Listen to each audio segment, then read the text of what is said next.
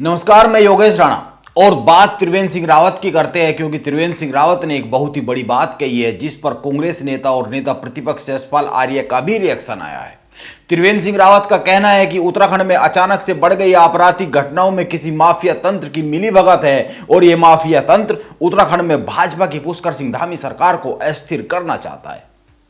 उत्तराखंड में अचानक से बढ़ गई वारदातें इसी साजिश के तहत एक कोशिश हो सकती है, यह त्रिवेंद्र सिंह रावत कह रहे हैं। अब त्रिवेंद्र सिंह रावत का यह बयान कितना हकीकत के करीब है, यह तो जांच का विषय है और उत्तराखंड पुलिस ने जांच शुरू भी कर दी है। पिछले 5 दिन में हरिद्वार, उधम सिंह नगर और देहरादून में हुई सारी घटनाओं की जांच का काम शुरू कर दिया गया है और मुख्यमंत्री पुष्कर सिंह धामी ने डीजीपी अशोक कुमार के साथ मीटिंग कर 3 दिन का समय भी दे दिया है। अल्टीमेटम दे दिया है कि 3 दिन में ये सारी घटनाओं के पीछे की सच्चाई और सारी घटनाओं का खुलासा किया जाना है। लेकिन मैं एक बात कहना चाहता हूं, त्रिवेंद्र सिंह रावत का यह बयान 2 मायनों में बहुत ही गंभीर माना जा सकता है। एक, त्रिवेंद्र सिंह रावत भाजपा के बड़े नेता है और पिछले कई माह से उनके बयान कहीं न कहीं प्रदेश की मौजूदा भाजपा सरकार को इस संकट में डालते रहे हैं। आप इस पर गौर कर सकते हैं। सीबीआई जांच की मांग हो या फिर और भी कोई मांग हो, कई सारे बयान इस तरह के आते रहे हैं, लेकिन उनका यह बयान जो आया है मौजूदा आपराधिक घटनाओं पर, जिसमें उन्होंने कई सारी बड़ी बातें कही है। उन्होंने साफ साफ कहा है कि उत्तराखंड की पुष्कर सिंह धामी सरकार अच्छा काम कर रही है। ऐसे में माफिया तंत्र की पिछले दिनों में घटी आपराधिक घटनाओं में मिलीभगत लग रही है, क्योंकि माफिया तंत्र प्रदेश में हर चीज चलाने की कोशिश कर रहा है, यह त्रिवेंद्र सिंह रावत कह रहे हैं। उनकी इस बात पर गौर किया जाना चाहिए कि माफिया तंत्र प्रदेश में हर चीज को चलाने की कोशिश कर रहा है।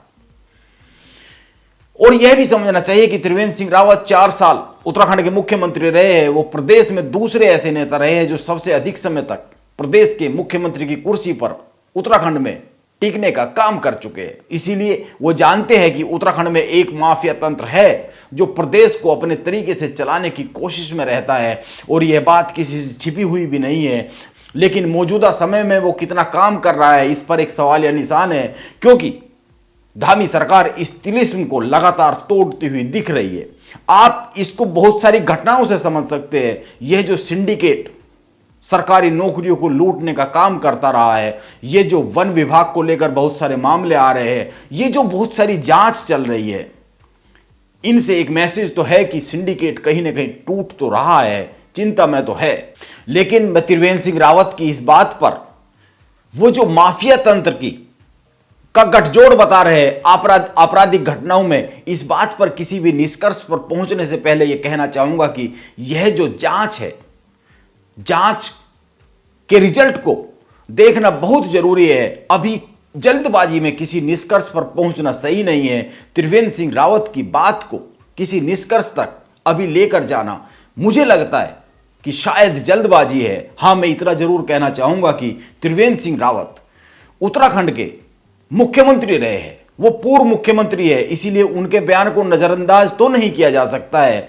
यह सवाल जरूर उठाया जा सकता है साथ साथ में कि क्या ऐसा हो सकता है कि उत्तराखंड में ये जो पिछले कई दिनों से कुछ बड़ी आपराधिक घटनाएं सामने आई है, जैसे डोईवाला में कैबिनेट मंत्री प्रेमचंद अग्रवाल के भाई के घर पर डकैती, जैसे लक्सर में पुलिस टीम पर फायरिंग, पुलिस वालों पर फायरिंग जिसमें एक की हालत गंभीर है, जैसे काशीपुर में खनन कारोबारी की हत्या, जैसे उत्तराखंड सरकार में कैबिनेट मंत्री सौरभ बहुगुणा की हत्या की साजिश का मामला, और भी कई सारी घटनाएं।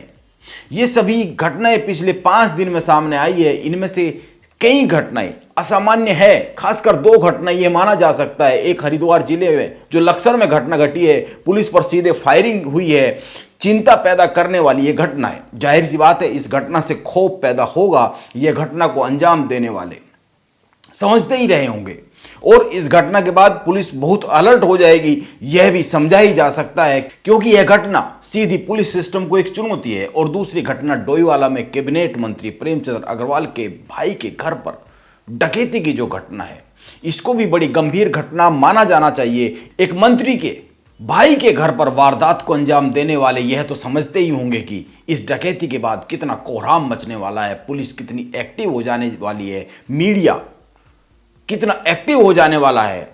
नेता कितने एक्टिव हो जाने वाले हैं यह तो वो समझ ही रहे होंगे। इसीलिए यह ध्यान में रखने वाली एक बात है।